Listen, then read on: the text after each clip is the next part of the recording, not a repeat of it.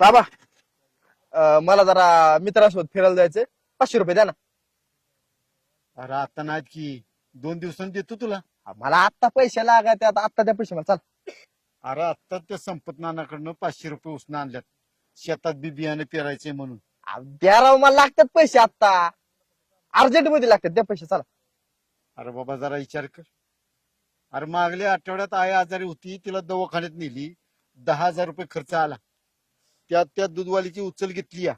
तू रोज सकाळच्या पारी दारात येऊन बसतो या. तुला माहिती नव. मी सांगितलं तुम्हाला उचल घ्यायला. मला माझे पैसे द्या, मला बाकी काही सांगू नका तुम्ही.